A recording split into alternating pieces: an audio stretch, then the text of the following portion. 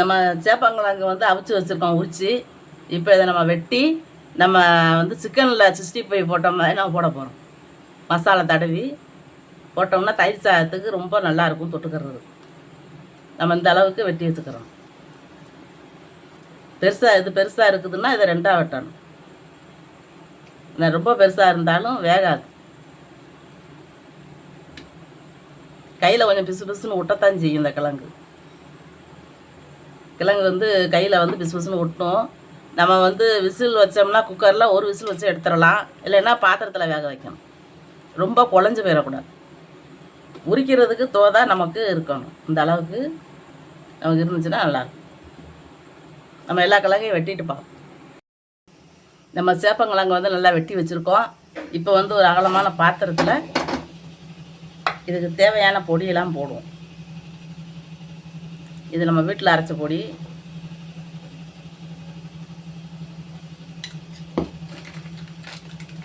இது வந்து கொஞ்சங்கான பச்சரிசி மாவு,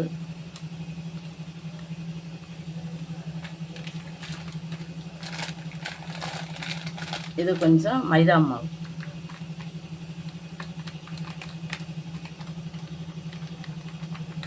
கொஞ்சம் போட்டால் போதும்.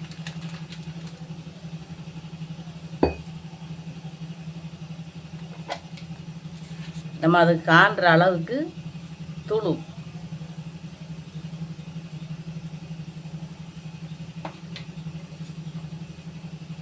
கொஞ்சம் தண்ணி ஊற்றிக்கிறோம்.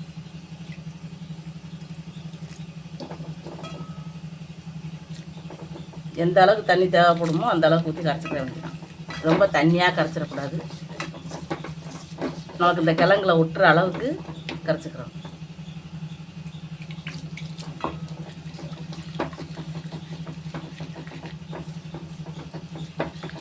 மாவு நம்ம வந்து கடல மாவு இருந்துச்சுன்னா போடலாம்.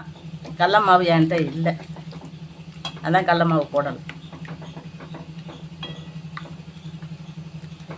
நல்லா கரைச்சிக்கிட்டு கிழங்கு போட்டுருணும்.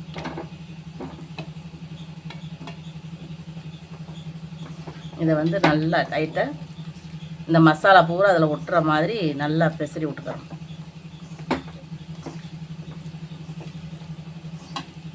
கையை அப்படி விரலை விட்டு இப்படி தான் கிண்டணும். நம்ம வந்து பிணைஞ்சிடக்கூடாது. இதை மசாலா போட்டு நல்லா இப்போ அதை பூரா எல்லாத்தையும் பிரட்டி வச்சுக்கிறோம். நல்லா கொஞ்சம் நேரம் ஒரு 10 நிமிஷம் அப்படியே விட்டுருவோம். நம்ம எண்ணெய் ஊற்றி வச்சுருக்கோம். எண்ணெய் காஞ்சிக்கிட்டு இருக்கு. இப்போ நம்ம அதை வந்து எடுத்து போடுவோம். நம்ம அது எண்ணெயிலே வேகும்போது நல்லாயிருக்கும். நல்ல மெழுகு மாதிரி இருக்கும். தனியாக எண்ணெய் கொஞ்சமாக ஊற்றி நம்ம வதக்கலாம், உருளைக்கிழங்கு வதக்கின மாதிரி. ஆனால் அந்த அளவுக்கு டேஸ்ட் இருக்காது.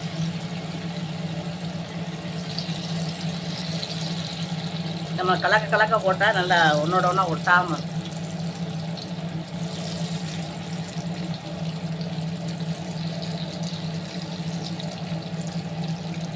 பிள்ளைய வந்து இப்படி செஞ்சு கொடுத்தோம்னா விரும்பி சாப்பிடுவாங்க. ஸ்கூல் பிள்ளைகளுக்காகத்தான் பார்த்து செய்ய வேண்டியது இருக்கு. பெரியாளுக்குன்னா புளிக்குழம்பு, சாம்பார் இதுக்கெல்லாம் விரும்பி சாப்பிடுவாங்க. சின்ன பிள்ளைகளுக்கு ஸ்கூலுக்கு கொடுத்து விட்றது இந்த மாதிரி நம்ம ஒரு நாளைக்கு ஒரு இதாக செஞ்சு கொடுத்தா தான் டிஃபனில் கொண்டு வராமல் சாப்பிட்டு வந்துடுவாங்க. இல்லைன்னா அப்படியே கொண்டு வருவாங்க.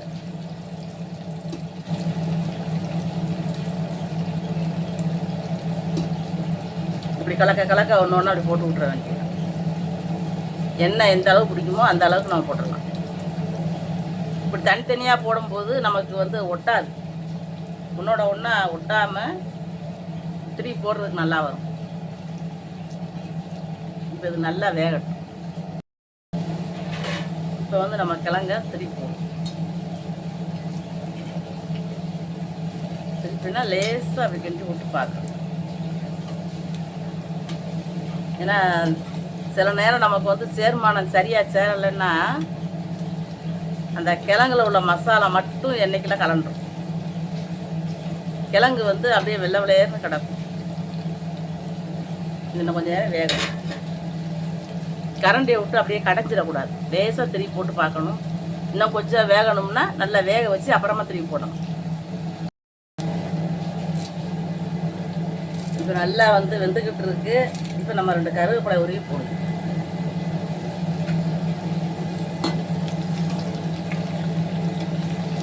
நல்லா நம்ம எடுத்து சாப்பிட்லாம். எண்ணெயில் வேகிறதுனால நல்லா வந்து மணமாகவும் இருக்கும்,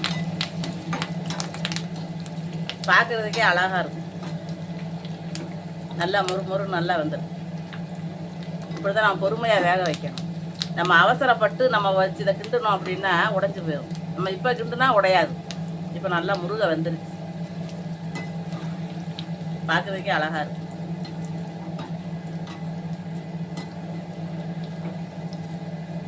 இப்போ நம்ம அரிச்சு எடுத்துடணும்.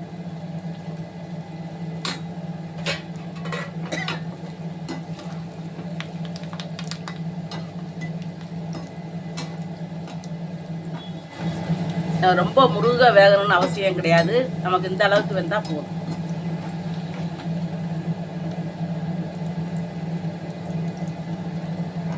நல்லா ஒரு வடி தட்டில் வடித்து வச்சுக்கணும். நல்லா இருக்கா? கலர் நல்லா இருக்கு.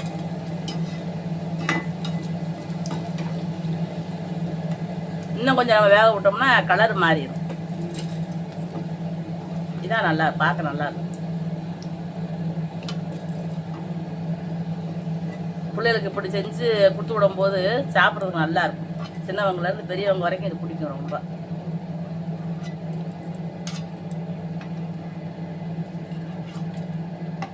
கருவேப்பிலை வந்து போடணும்னு கணக்கு கிடையாது. போடணும்னா போடலாம், வேண்டான்னா விட்டுடலாம். நான் வந்து கருவேப்பிலையை சாப்பிடுவேன், அதனால போடுவேன். இப்படி தனித்தனியாக போட்டோம்னா நமக்கு எடுக்கும்போது தனித்தனியாக வரும்.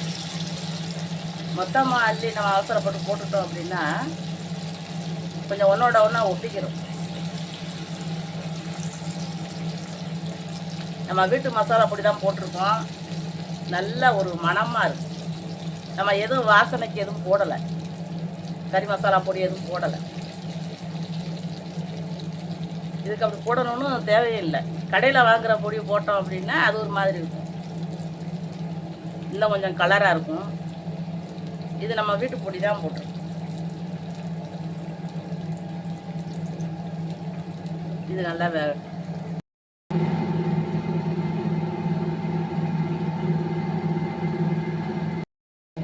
நம்ம சேப்பங்கிழங்கு வந்து நல்லா முறுன்னு பொரிச்சு வச்சுருக்கோம். இங்கே நல்லா கலாகலான் இருக்கும், முறு நல்லா வலுவாக இருக்குது.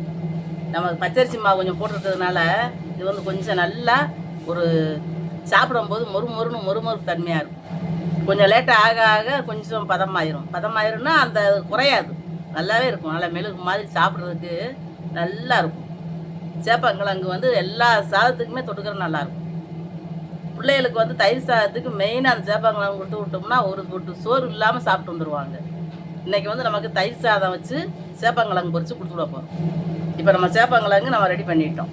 இப்போ தயிர் சாதம் செய்வோம்.